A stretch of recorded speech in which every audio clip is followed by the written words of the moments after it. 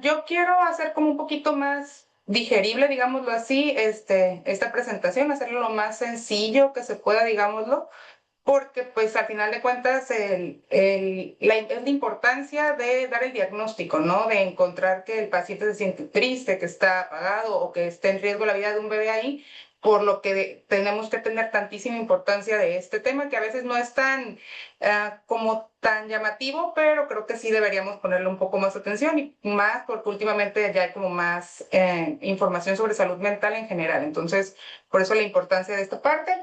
Como tal, voy a hablar más bien de la depresión en el periparto. ¿Por qué en el periparto? Porque al final de cuentas, la depresión en sí va desde el inicio del embarazo hasta que termina el embarazo y en la mayoría de las vías viene un mes después, ¿no? Entonces, sí es importante hablar de la depresión postparto, pero también de la depresión que pasa durante el embarazo. Entonces, abarca estas dos áreas, ¿sale?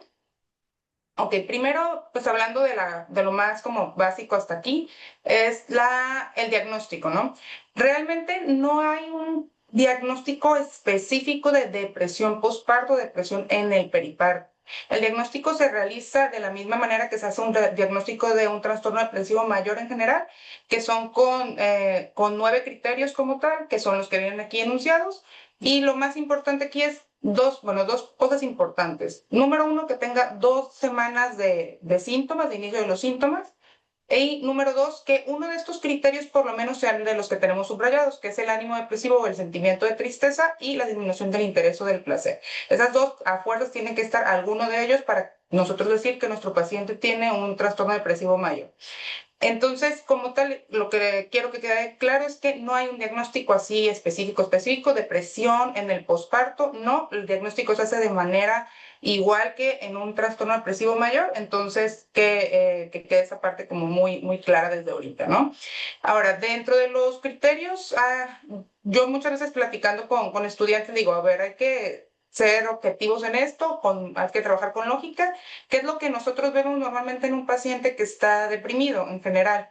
Pues lo que la mayoría de los pacientes o de los estudiantes a veces me dicen es de que no, pues de que deja de comer, deja de dormir, está muy triste. Entonces son esas cosas o esos datos los que nosotros tenemos que ir viendo. Lo más importante, alteraciones del apetito, tanto dejar de comer como comer de más, igual tanto en el apetito como en el peso.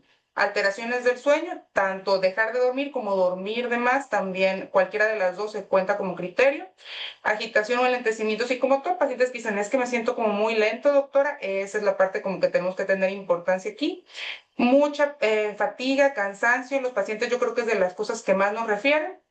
Estas ideas de que no sirvo para nada, no funciono en la vida, soy una carga para mi familia, no voy a servir para esto. Eso también es uno de los criterios, que son sentimientos de inutilidad o de culpa.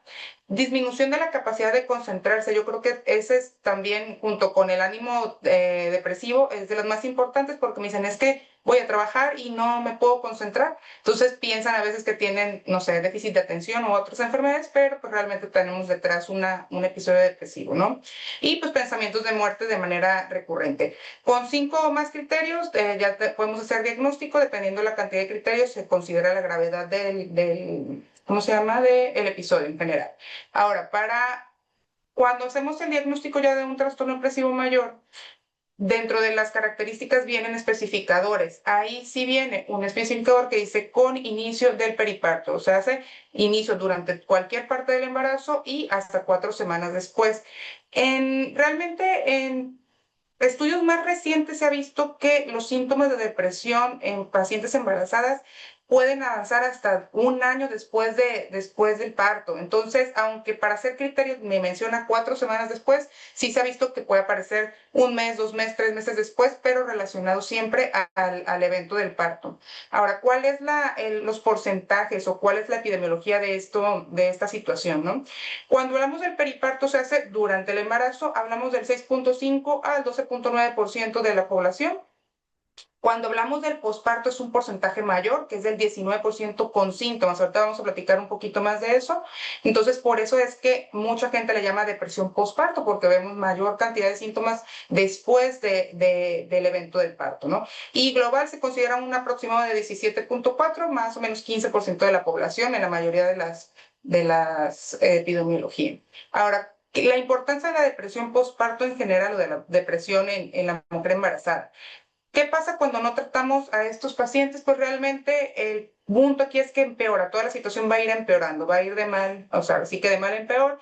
Tenemos riesgos de que tengamos depresiones futuras, depresiones recurrentes, empezamos a tener consumo de sustancias después, maltrato hacia los niños, o sea, hay muchas situaciones que van después de que nosotros no hacemos un diagnóstico correcto y no iniciamos un tratamiento. Y está asociado a complicaciones como la hipertensión gestacional, nacimientos prematuros, niños que están en UCI, ya niños un poquito más grandes son enfermedades recurrentes, maltratos, violencia en casa, problemas cognitivo-conductuales, dificultad para la concentración, trastorno por TDA, o sea, realmente está muy relacionado a muchísimos trastornos psiquiátricos y problemas socioculturales posterior al evento del embarazo. Ahora, ¿cuáles son los riesgos más importantes en esta parte, no? Principalmente los factores de riesgo con respecto a la parte psiquiátrica, que tengamos como tal un antecedente de un episodio como tal depresivo previo, ¿no? O sea, si ya tenemos una depresión antes, es muy probable que vayamos a tener una depresión en el embarazo. Entonces, tener esto como un factor, como un foco rojo, ¿no? Antecedentes familiares psiquiátricos de primer grado. Mi mamá tiene depresión mayor, mi mamá tuvo depresión en el parto. Mi papá tiene familia que casi todos se han deprimido. O sea, esta parte es como de las más importantes como un antecedente de relevancia. Y otra es que nuestras pacientes tengan síntomas emocionales o síntomas psiquiátricos con el uso de anticonceptivos. Muchas veces cuando he visto en la consulta pacientes que me dicen, es que doctor, me acaban de cambiar el DIU y estoy súper de mal humor, no, me la paso llorando todo el tiempo, estoy triste, ya no me quiero levantar, me peleo con todo el mundo. O sea, este tipo de situaciones previas son también un factor de riesgo bastante importante. O que tengamos el síndrome premenstrual muy marcado en las pacientes, que tengamos muchos síntomas psiquiátricos o emocionales en ellas que estén relacionados a la cuestión hormonal, también nos da un factor de riesgo de importancia. Ahora, con respecto a lo obstétrico, el embarazo no deseado es ya de por sí, o sea, de que una razón que la paciente no quería estar embarazada, pues desde ahí vamos a estar con una situación importante en el aspecto en que no quiere tener ese niño, ¿no? Entonces eso va a desarrollar muy probablemente síntomas depresivos durante el embarazo. Que sea el primer embarazo, como tal, o que es un embarazo múltiple. También que desde el inicio ya le dijeron, ¿sabes qué? Tu embarazo es de alto riesgo porque tienes una cesárea previa, porque la razón que sea también involucra que tengamos un factor de riesgo, que haya tenido pérdidas de embarazos anteriores, que tengamos alteraciones del sueño durante y después del embarazo, o sea, hace que no hemos podido dormir bien antes del embarazo como tal o durante el embarazo, pues porque no se pueden acomodar. Eso también nos van a poder generar síntomas depresivos y que tengan dificultad al momento de amamantar al bebé ya después del parto, ¿sale? Y con respecto a la parte sociodemográfica, principalmente la edad de los pacientes, cuando son pacientes muy jóvenes, pues ven su vida hasta cierto punto como truncada, que va a ser mucho más difícil poder salir de esta situación, entonces generalmente también tenemos ahí síntomas depresivos, un nivel socioeconómico bajo generalmente, acontecimientos vitales estresantes, o sea, pacientes que tienen violencia en la casa, ¿no? O que, ¿sabe qué? Yo estoy embarazada, pero a mi novio lo mataron, ¿no? O ¿sabe qué? O sea, yo me acabo de enterar que tengo, no sé, 2, 3 meses de embarazo y mi mamá se tuvo que ir con mi papá a otro lado a vivir y ahora yo estoy sola porque X cosa, ¿no? Entonces, este tipo de acontecimientos van a involucrar que el paciente tenga mayor probabilidad de tener o de desarrollar síntomas depresivos, ¿ok? Ahora, la identificación, esta es la parte como yo creo que de mayor relevancia a lo mejor de toda la ponencia, porque pues si no diagnosticamos bien a mi paciente, pues ya obviamente ya de ahí hay muchísimos errores posteriores. Entonces, ¿qué es lo importante? Realmente el diagnóstico es un diagnóstico clínico. En psiquiatría nos apoyamos mucho a veces de test, de escalas, pero en sí los diagnósticos siempre van a ser de manera clínica, de lo que me está contando mi paciente, de cómo se siente mi paciente. En este aspecto nos ayudan para identificar factores o para hacer un tamizaje, ahora sí como es el nombre de la ponencia inicial, cierto tipo de escalas, principalmente la escala de depresión postparto de Edimburgo, que me habla más de síntomas depresivos que están relacionados en sí a la embarazada. O sea, sé que tenemos, por ejemplo, estas ideas de minusvalía o de culpa, es, híjole, no sé, creo que voy a ser una mala mamá, yo no estoy preparada para esto, no voy a ser la mamá que mi bebé necesita, me siento culpable porque yo no quería tenerlo, o sea, como mucho más relacionado al tema del embarazo en específico y no a otros temas. Esta escala como tal la pueden encontrar realmente gratuita en todo Internet y nos ayuda mucho a ver síntomas que tienen que ver con la embarazada en específico en sí. Entonces, que están mucho más relacionadas a eso, dificultad del sueño porque no se puede acomodar, porque su pancita no se lo deja, o dificultad del sueño porque simplemente no puede dormir, o por ejemplo en la depresión postparto, de que no puede dormir porque su niño está llorando cada 2, 3 horas para despertarla para comer. Este tipo de situaciones vienen muy enmarcadas en esta escala, que yo creo que la escala principal. Con respecto a la escala PHQ-9, que es de las más utilizadas para la parte de episodios depresivos, realmente se llama PHQ-9 porque son 9 criterios diagnósticos para un trastorno depresivo. O sea, te pregunta tal cual los criterios para una depresión. Si los cumple, pues damos diagnóstico de trastorno depresivo, si no, pues no. Y nos ayuda a hacer un tamizaje relativamente rápido. Y el MDQ, que es para descartar trastorno bipolar, que es muy importante aquí.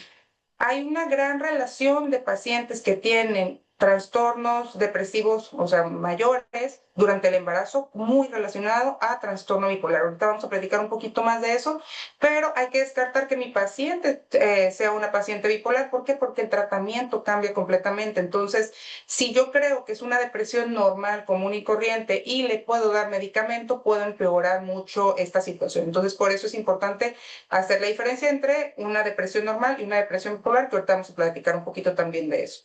Ahora, los proveedores y configuración del tratamiento, ¿a quién le toca cada cosa? Que esa es la parte como inicial o importante aquí. A enfermería en general, lo ideal sería que nos tocara la detección, o sea, darnos cuenta de que mi paciente cuando me está platicando está llorando, que está muy triste, que no está, no sé, no está comiendo de manera adecuada, que no ha podido dormir, que dice unas cosas, unas ideas de que no, pues no voy a ser una buena mamá. Este tipo de situaciones como muy sutiles son las que nos toca agarrar desde el primer contacto con un trabajador de la salud, ¿no? La detección, las opciones del cuidado, ahorita vamos a hablar un poquito de opciones de cuidado de la embarazada, y el tratamiento principalmente de no farmacológico, ¿no? Con respecto al médico general o al médico familiar, dependiendo ahora sí que la institución o el medio del paciente, lo ideal sería que supieran utilizar tratamientos farmacológicos de primera línea. ¿Por qué digo lo ideal?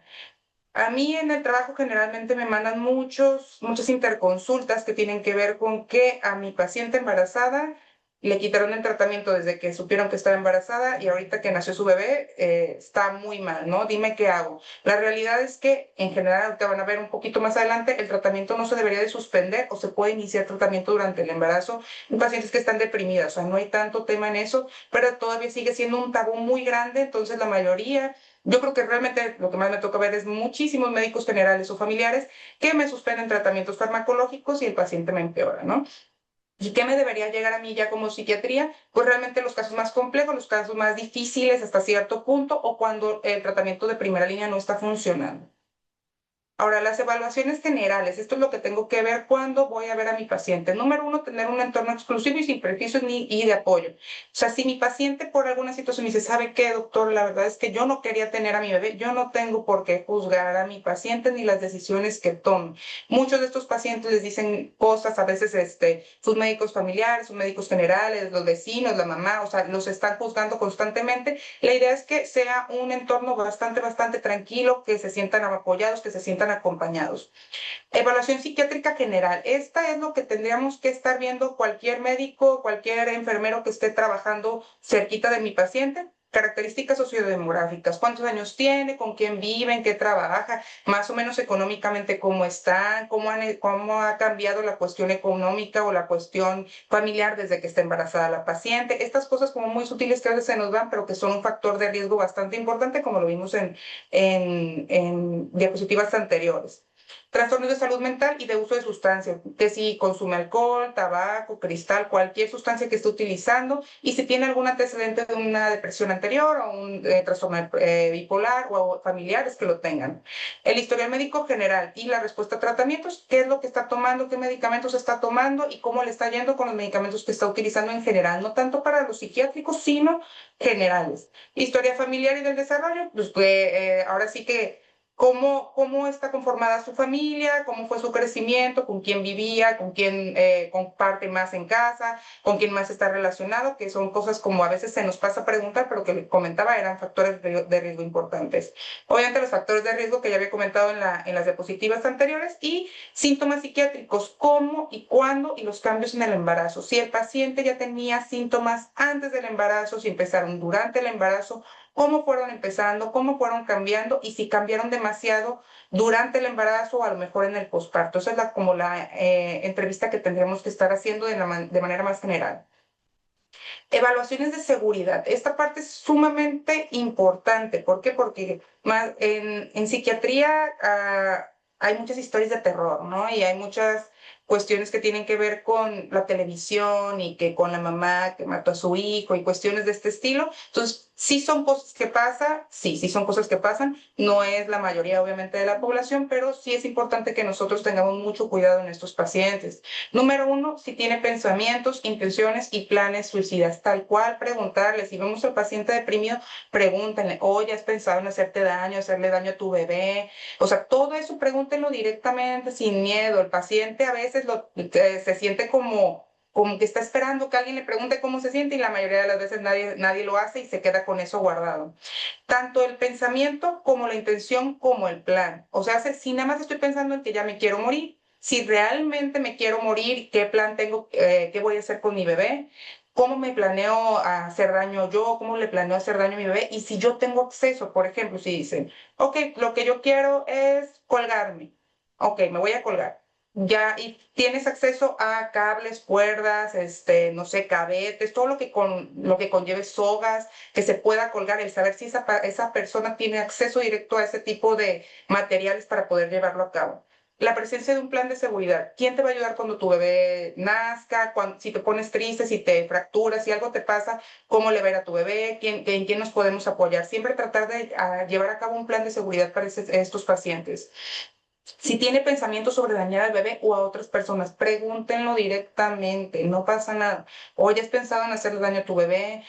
Cuando lo ves o cuando está llorando, te desesperas, quieres, no sé, como que azotarlo, golpearlo, hacer algo, ya sea al bebé o al esposo o a, no sé, o a su mamá, alguna persona cercana, sí es importante hacer estas preguntas porque a veces por temor o por, no sé, vergüenza no lo hacemos y se nos van pasando este tipo de criterios, ¿sale?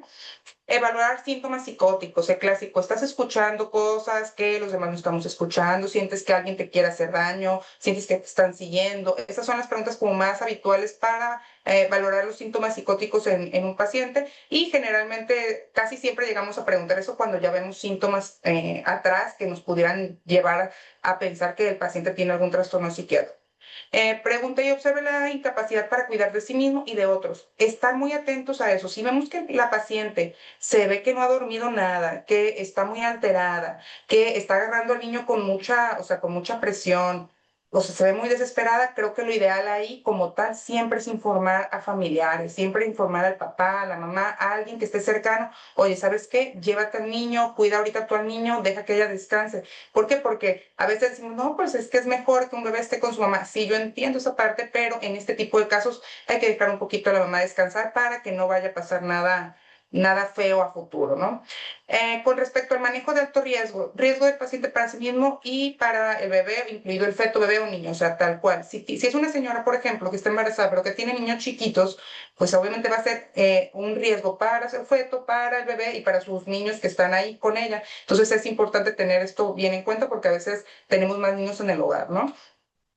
si hay un episodio psicótico, si nos dice que sí está escuchando cosas, si se quiere matar, si está muy agitada, si está muy irritable con el niño o si ha lastimado al niño, no le ha dado de comer, no lo deja dormir, no sé, cuestiones de este estilo. Es importante siempre, siempre, siempre dar aviso a familiares y llamar al 911. ¿Por qué? Porque es un riesgo para el bebé y necesitamos que alguien más los esté cuidando, ¿no? Ahora, hay pensamientos que nosotros así se nombran, que son egosintónicos y egodistónicos. ¿A qué me refiero con egosintónicos?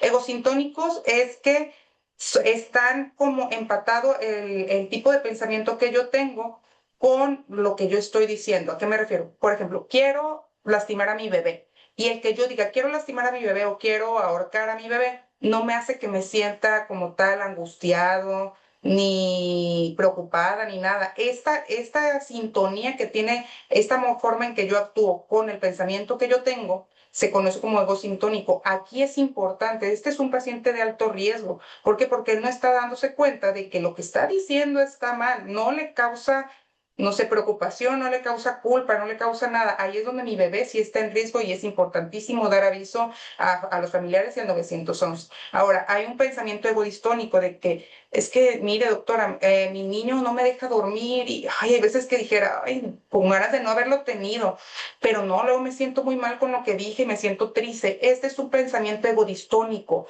No hay una concordancia en lo que yo estoy sintiendo con el pensamiento y eso es algo correcto. ¿Por qué? Porque pues son pensamientos que aparecen de la nada, que son muy intrusivos y que generalmente van a hacer sentir muy angustiado porque no es lo correcto pensar que no quiero tener a mi hijo o que no sé, lo quiero regalar o le quiero hacer algún tipo de daño. Estos son los dos tipos de pensamientos que podemos llegar a tener. Esto es, yo creo que de la presentación también es de las otras cosas que quiero que se lleven como muy, muy importantes. Hay como una especie de depresión chiquita, digámoslo así, que se llama baby blues. El baby blues se llama así realmente por palabras extranjeras, por palabras gringas, ¿no?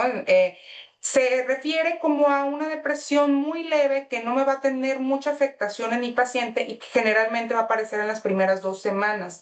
¿Por qué? Por los cambios hormonales que tiene mi paciente después de que da a luz, ¿no? Entonces, después del parto, después de la cesárea, hay una caída muy brusca, tanto de estrógenos como de progesterona, y esta caída tan brusca me va a generar síntomas depresivos que son muy, muy, muy comunes en general después en el posparto inmediato, ¿no? Que son los primeros días.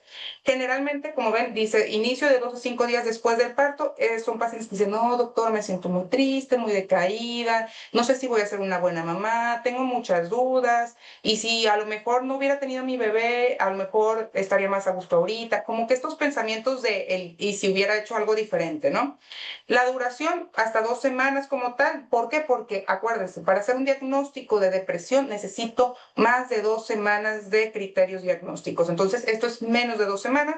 Los síntomas generalmente son leves y transitorios. Son transitorios, ¿por qué? Porque esto se debe a una caída de hormonal, a una alteración hormonal en específico. No hay una realmente interferencia importante en el funcionamiento de mi paciente. El paciente se levanta, le da de comer a su bebé, hace todo normal, o sea, sin ninguna afectación. Normalmente no va a requerir ningún tipo de medicamento y en la epidemiología viene que va del 40 al 80% con una media más o menos del 50% de las pacientes va a presentar este tipo de síntomas, que no es una depresión postparto, eso quiero que quede súper claro. Es un periodo, o se le conoce como la melancolía de la embarazada, que es como que, ay, pues ya no estoy embarazada, a mí me gusta ver mi pancita, este tipo de pensamientos que hacen que se ponga un poquito más triste son a lo que se refiere este diagnóstico, les digo. No es como tal un trastorno depresivo mayor, no es una depresión en sí, pero sí hay síntomas depresivos. Ahora, depresión postparto, lo que les comentaba hace rato, 2 semanas, a partir de 2 semanas en adelante como tal, que tenga todos los días o la mayor parte del tiempo los síntomas que habíamos platicado de depresión en general. Son síntomas que son intensos, que son persistentes, que no se quitan, que todo el tiempo están ahí. ¿Van a afectar la calidad de la paciente? Sí, y van a afectar el cuidado del bebé, sí. ¿Por qué? Porque no está pudiendo dormir o está durmiéndome mucho, la paciente está muy cansada, no tiene la capacidad para levantarse y darle de comer a su bebé, todo el tiempo me está llorando, no se puede ni mover, no se baña, no se mueve. Entonces, esta parte sí me está afectando la calidad de vida de mi paciente y obviamente va a afectar la calidad de vida del bebé. El tratamiento puede requerir psicoterapia o fármacos. Ahorita vamos a platicar un poquito más de los fármacos y la epidemiología va del 7 al 10%. Entonces, si se fijan, es un porcentaje mucho más reducido que lo que estábamos viendo anteriormente, que va del 40 al 80%.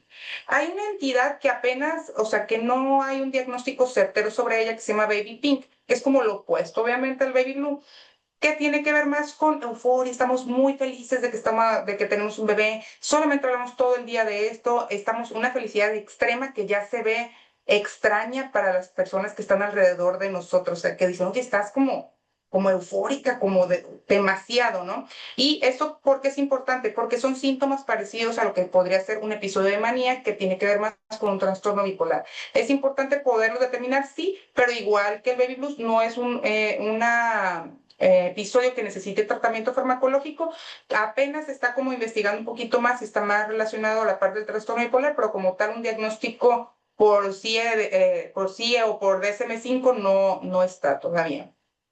Ahora, los manejos. El manejo previo. Esto es la parte muy, muy, muy, muy importante. ¿Por qué? Porque es importante estabilizar al paciente, bueno, a la paciente, la enfermedad mental antes de la concepción. Si mi paciente tenía depresión antes del embarazo y o ella no tenía ni idea de que se iba a embarazar y de repente se embaraza, no porque se embarace vamos a quitar el medicamento. Eso es lo que quiero que quede como más claro de todo esto. No se quitan los medicamentos. A menos que mi paciente esté sumamente estable, yo platique con ella y veamos que valdría la pena o ella quiere intentar el quitar medicamentos. De alguna forma se podría, pero no es como la mejor de las ideas. Durante y después. Número uno, lo que queremos es disminuir los síntomas, que mi paciente esté más activa, que esté durmiendo mejor, que esté atendiendo a su bebé, que no esté tan llorosa. Eso es lo que estamos buscando con la parte de los síntomas, prevenir recurrencias. Que si logro quitar como tal el episodio de depresión, ya no vuelva a aparecer después del posparto. Reducir o eliminar síntomas de trastornos comórbidos. Si mi paciente, por ejemplo, tiene trastorno depresivo, pero aparte es muy ansiosa, también lo que quiero es disminuir la parte de los síntomas ansiosos. Minimizar el riesgo para el bebé. Esto es como que siempre lo que más nos preocupa. ¿Por qué? Porque es una persona que está atendiendo a alguien más, entonces tenemos que tener mucho cuidado con los niños. Y pues el manejo de los problemas psicosociales. Si mi paciente vive en un entorno de violencia donde están matando a alguien cada 2 minutos en la esquina de su casa, pues espero yo que no va a estar tranquila. ¿Por qué? Porque obviamente sí está pasando lo que ella me está comentando y es una razón para que ella esté más ansiosa de lo normal. Entonces, esa parte es bastante importante. La selección del manejo va a depender mucho de la naturaleza y la gravedad de los síntomas y la respuesta que ha tenido tratamientos previos. Si mi paciente, imaginemos, no había estado, hace muchos años estuvo deprimida, se embaraza y empieza a deprimirse, yo le puedo preguntar, oye, ¿qué tomabas antes? ¿Qué estabas tomando? Ah, pues dice que estaba tomando sertralina. ¿Y cómo te fue? No, hombre, me fue muy bien. Yo sé que ese medicamento ya le hizo respuesta y que probablemente va a volver a hacer respuesta, puedo volverlo a utilizar. Ese tipo de preguntas son importantes en la parte obviamente de psiquiatría, pero sí también es importante que se estén preguntando en las otras entrevistas. Y el tamizaje con las escalas que ya les comenté previamente. Ahora, tratamientos como tal, prevención. Ahorita yo les estoy hablando de las dos guías que son más utilizadas, es como una mezcla de las dos guías más utilizadas para depresión postparto, pero no hay tantísima evidencia de todo esto que le voy a decir, es como una evidencia leve, realmente no es tan certera, pero pues nos puede ayudar un poquito en nuestros pacientes, ¿no? La prevención de la depresión en estos pacientes, que hagan ejercicio, que salgan a caminar, que caminen sus 30, 45 minutos diarios, una intensidad baja, no quiero que vayan al gimnasio y hagan exagerado menos, que son pacientes que ya están acostumbrados a ese estilo de vida, pues obviamente que lo mantengan o medianamente lo puedan continuar, ¿no? Cuando tenemos síntomas leves, que era lo que hablábamos del baby blues, apoyo entre pares y visitas de escucha. O sea, esta parte tiene que ver con que sí nos estén apoyando, como estas reuniones de embarazadas donde se dan apoyo mutuo, el que siempre esté el apoyo obviamente de la pareja en el momento del embarazo y del posparto, y pues visitas de escucha, que esto tiene que ver más con cuestiones que son como en Estados Unidos y en Canadá, donde va un terapeuta básicamente a preguntar cómo está la paciente, cómo se ha sentido, para que se sienta apoyada durante todo este proceso. Yoga, acupuntura, masajes y musicoterapia. Todo esto tiene realmente una evidencia muy, muy leve, pero sí pueden funcionar para que la paciente durante el embarazo esté un poquito más relajada. Y la única que tiene un poquitito más de evidencia es vitamina D con 1000 unidades al día durante 6 meses, y esto nos puede ayudar a que la paciente pueda mejorar los síntomas depresivos en el posparto. Ahora, intervenciones psicológicas. ahora sí que la maestra de casi todas, que es la terapia cognitivo-conductual, que es la que está más recomendada casi para todos los trastornos psiquiátricos, terapia interpersonal, que es una terapia breve que nos ayuda mucho a los cambios de roles, o sea, pasar de no ser mamá a ser mamá, como el aprender este cambio de un rol hacia el otro. Para eso funciona terapia interpersonal. Y el mindfulness, que tiene que ver con el estar aquí, el estar ahora. Generalmente hay muchas terapias que están como combinadas entre terapia cognitivo-conductual y mindfulness, entonces también existen esas opciones, ¿vale? Ahora, con respecto al tratamiento, el tratamiento farmacológico va a tener más que ver ya cuando tenemos un trastorno depresivo mayor como tal, que ya hicimos el diagnóstico. El tratamiento es básicamente igual que cualquier otra depresión mayor, con antidepresivos, tal cual. Entonces, ¿qué es importante aquí que quiero que todo el mundo se lleve? Los antidepresivos no son tan malos realmente, o sea, todo el mundo tiene idea de que son muy malos, de que me voy a ser adicto, de que no se pueden dar en el embarazo, de un montón de cosas, ¿no? La realidad es que ya se han estudiado bastante todos estos medicamentos. Obviamente, el poder hacer estudios en embarazadas implica cuestiones legales que no son viables, por lo mismo no podemos saber específicamente qué es lo que pasa, pero en estudios sí se ha observado que realmente no tenemos un problema tan importante después ya del embarazo con el uso de antidepresivos. ¿Cuáles antidepresivos? Los más comunes y los más utilizados, los ISRS, los duales y los tricíclicos. Vamos a empezar siempre con, como cualquier trastorno depresivo, con un ISRS. ¿Por qué? Porque tiene menos efectos secundarios. Riesgo bajo, generalmente tienen muy poquita interacción con lo que tiene que ver con el paso por placenta, entonces realmente es menos del 10% de lo que pasa al bebé del medicamento, entonces no hay tanto problema en ese aspecto. Antes se creía que, bueno, todavía se cree que todos los antidepresivos generan probabilidad de sangrado. Es como que todo el tiempo pensamos esto. Lo único que se ha visto en estudios es que pudiera haber un aumento de hemorragia de máximo 300 mililitros al momento del parto. No más de eso podríamos nosotros como atribuírselo a los medicamentos. Todo lo demás tiene que ver ya con la parte del parto en el momento. Otro riesgo, no se han encontrado realmente riesgos significativos con el uso de medicamentos ni en el primer trimestre, ni en el segundo trimestre, ni en el tercer trimestre. Entonces, son medicamentos que necesitamos empezar a utilizar cuando veo que mi paciente está deprimida y está embarazada. Sin miedo, no va a pasar nada, no sucede nada, no hay una realmente evidencia importante que sustente que no deberíamos utilizarlos. ¿Cuál es la contraindicación como tal? La doxepina, ¿por qué? Porque puede generarme una sedación infantil al momento de que tenemos o que lo utilicemos en depresiones postparto cuando ya estamos amamantando. Doxepina ni siquiera hay en México, entonces no hay tanto problema. Y las primeras líneas de tratamiento, citalopram, escitalopram, sertralina. ¿Por qué? Porque son los que menos efectos secundarios me generan. Entonces, ¿podemos utilizar un antidepresivo? Sí, sí podemos utilizarlo a las dosis normales de cualquier paciente, ¿ok? Normalmente en tratamientos de psiquiatría muchas veces nosotros combinamos muchos medicamentos y ¿qué es lo importante aquí? Los anticomiciales. Los anticonvulsivos no se deben utilizar en el embarazo, estamos completamente de acuerdo todos ahí. ¿Cuál es lo que yo no debo utilizar nunca? Valproato y carbamazepina. Si mi paciente está utilizando valproato y carbamazepina, ahí sí yo puedo retirar esos medicamentos. El único que está indicado es la motrigina y la motrigina es el tratamiento, uno de los tratamientos de base para trastorno bipolar.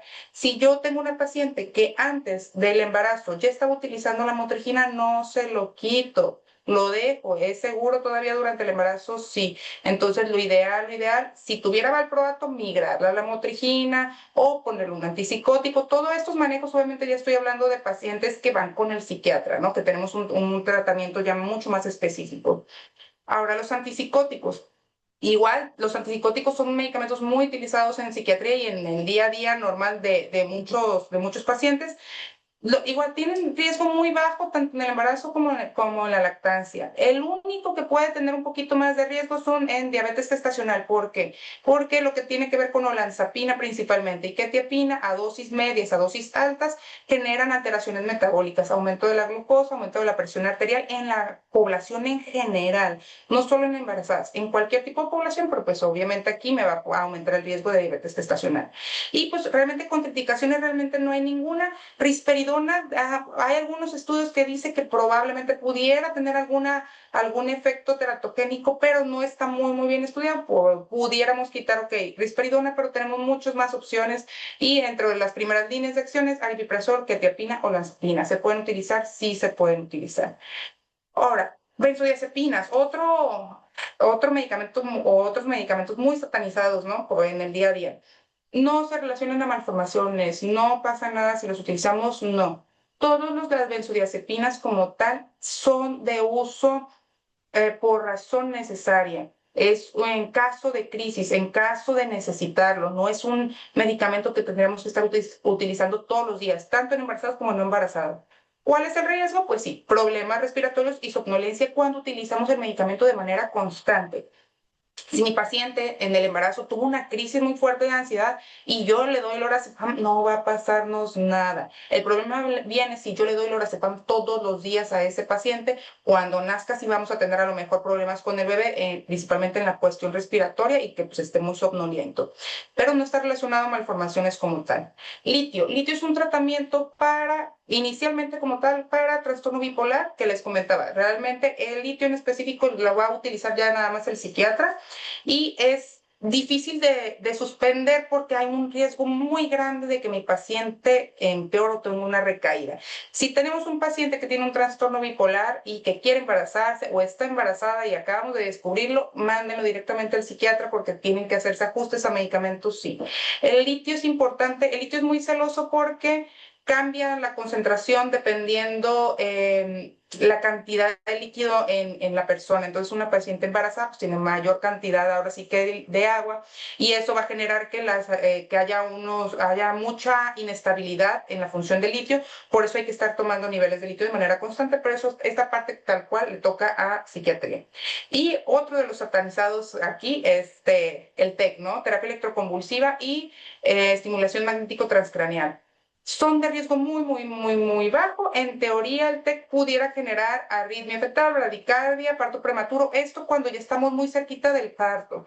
El TEC se utiliza cuando mi paciente está psicótica, tengo un riesgo de suicidio muy fuerte y generalmente se va a utilizar casi siempre dentro de estancia hospitalaria. Pero sí es el tratamiento bueno, no es desde casi. Es un tratamiento de primera línea para paciente embarazada psicótica en la cual a lo mejor el medicamento no es una opción viable. Entonces, es una buena opción, sí, no es tan horrible como la mayoría piensa, o sea, es mucho menos traumático de lo que aparece en las películas de terror y cuestiones así.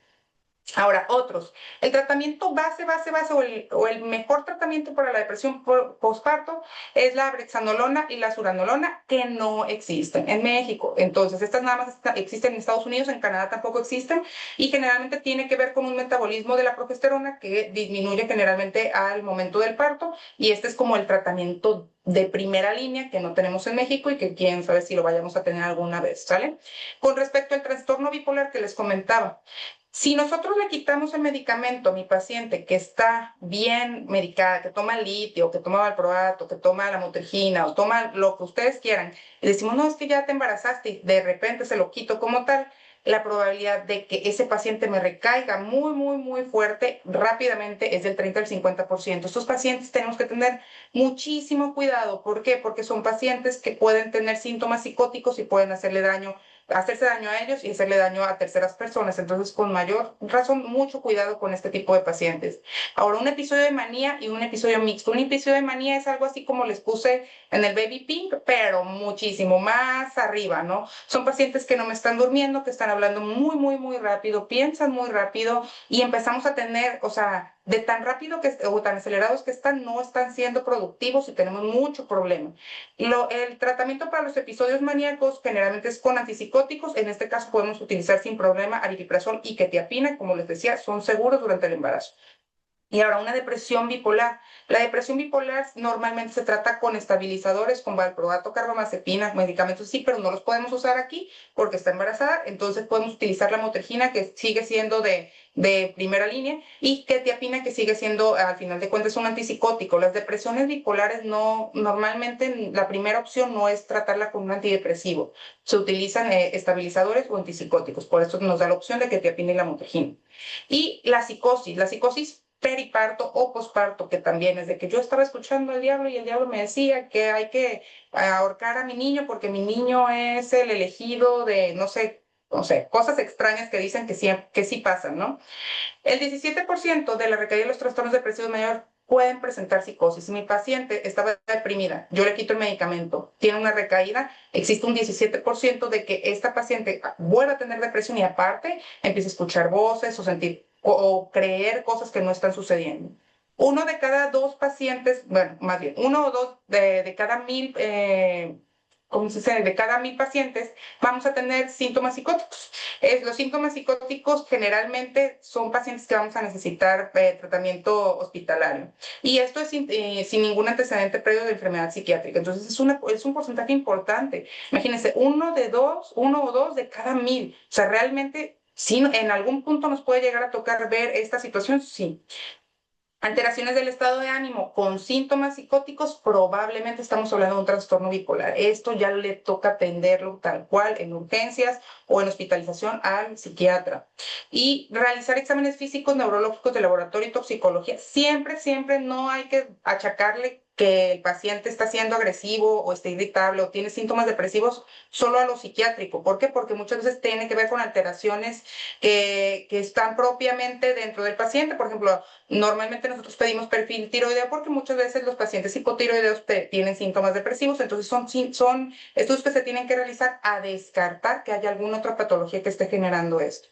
Y el tratamiento es hospitalario con el uso de antipsicóticos cuando tenemos pacientes principalmente que son pacientes de riesgo, ¿no? Que se quieren hacer daño, que quieren hacerle daño a terceros, que están psicóticos o que no tenemos una buena red de apoyo familiar. Ahora, ¿qué hacer? Imaginemos que estamos en urgencias y que mi paciente se me agita y se pone muy mal y está muy desesperada, muy angustiada. Si es una paciente embarazada que no teníamos nosotros ninguna idea de que tuviera ningún trastorno psiquiátrico antes, pero a lo mejor le hablaron y le dijeron que no sé, que su mamá sufrió un accidente y que está hospitalizada y tiene una crisis de ansiedad, lo ideal es la reducción verbal. O sea, es estar hablando con ellos, tratar de calmarlos, ayudarles a procesar la información que acaban de tener y podemos utilizar medicación oral como lorazepam, en caso de alprazolam, para que mi paciente se calme a ese momento cuando no tenemos un diagnóstico de un trastorno psiquiátrico. En la agitación con un trastorno psiquiátrico como tal, ya sea trastorno depresivo o un trastorno psicótico en general, podemos utilizar antipsicóticos. Lo ideal siempre va a ser primero la vía oral. Si no quiere vía oral porque no quiere, pues podemos utilizar intramuscular o la sapina o haloperidol intramuscular está indicado. Riesgo de violencia. Mi paciente está tan agitado que me quiere golpear, quiere hacerle daño a su bebé. Lo ideal es la restricción física, se llama contención mecánica y generalmente en la mayoría de los hospitales no saben llevarlo a cabo de manera correcta porque pues no esperamos que tengamos un paciente de esto. Todo esto casi siempre amerita manejo intrahospitalario y de preferencia en hospital psiquiátrico. Y el riesgo suicida es inicio o optimización del tratamiento y generalmente ver los riesgos para que el paciente tuviera que estar en hospital psiquiátrico. Sí tengo idea de que me quiero hacer daño, le quiero hacer daño a mi bebé, no tengo quien me lo esté cuidando, no tengo quien me verifique la toma de medicamentos o ya trató de hacer algo, o sea, en los últimos días, la mejor recomendación ahí sería mandarlo al hospital psiquiátrico, primeramente previo una valoración de psiquiatría. Y como les comentaba, estamos hablando ahorita nada más de dos de las guías más importantes o las más actualizadas. Una es como una especie de guía de práctica clínica estadounidense, que es como las guías de práctica clínica de aquí, nada más que un poquito más actualizadas. Y la otra es la guía canadiense. Generalmente la CANMAT a cada ciertos años van actualizando sus guías. Ellos tienen guías ahora sí que para todo. Entonces son de las guías más recientes, pero son las que más actualizadas tienen información y generalmente no varía mucho de un lado a otro, ¿sale? Y eso sería todo de mi parte.